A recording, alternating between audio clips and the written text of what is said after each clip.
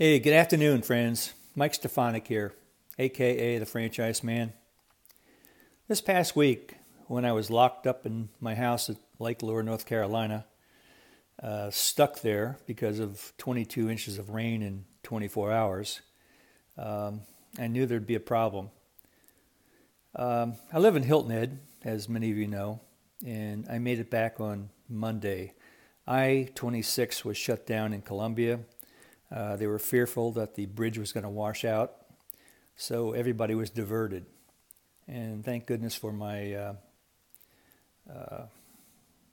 GPS system on my car. It got me home. But here's the point I want to make. A lot of people are devastated. They've lost their house. There will be many bankruptcies filed. And because my business has been in the real estate business all my life, I knew the ramifications as to what would happen. And that is that flood insurance is going to go up. So what happened yesterday? I got a letter from my insurance company raising my premium, even though Hilton Head was not damaged at all. Hilton Head survived with a few drops of rain. Can you believe that? Now, what's going to happen is you're going to have a lot of bankruptcies. A lot of businesses were literally underwater, okay? The real estate industry in Colombia is going to go through holy hell because many of those sales that were made will never be consummated and those realtors will never get compensated, all right? So you're going to have a lot of people dropping out of the real estate business and you'll have many real estate companies close from what I can see, right? Because how do you survive? How do you pay the bills unless there's salespeople generating commissions? You're going to have insurance costs go up significantly. Many of those homes that were wiped out did not have flood insurance, which means the government's going to wind up picking up the tab. Okay?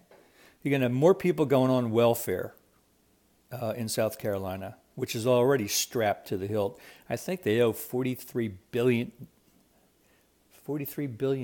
in back welfare fees from the government, loans.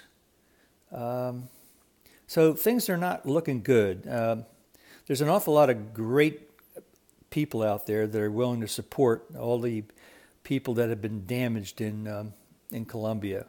Tom Curry from Hilton Head, South Carolina, has been doing a remarkable job of using his tractor trailers to take food and water up to Colombia.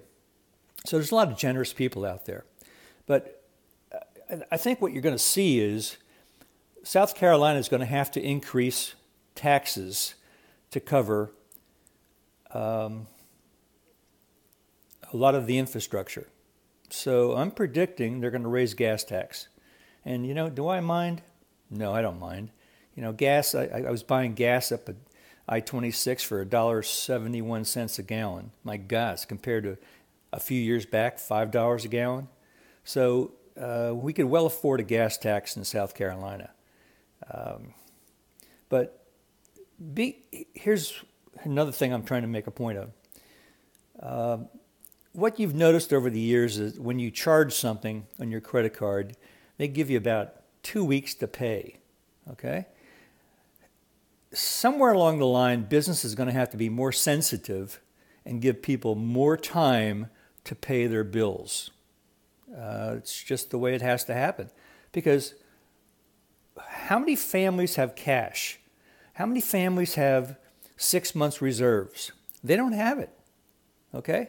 So it's not going to be pretty, but all I'm suggesting is if you're in business and your residents and your citizens in your given area of Charleston and Columbia are sending you bills, be somewhat lenient. Go with the flow, not the river, okay? But go with the flow of goodwill and be empathetic to the people who have lost everything. And they did. I drove by. I saw the houses underwater, okay? It's a mess. We're talking thousands of houses. So anyway, I'm just kind of sharing my feelings on things. I feel bad for everybody.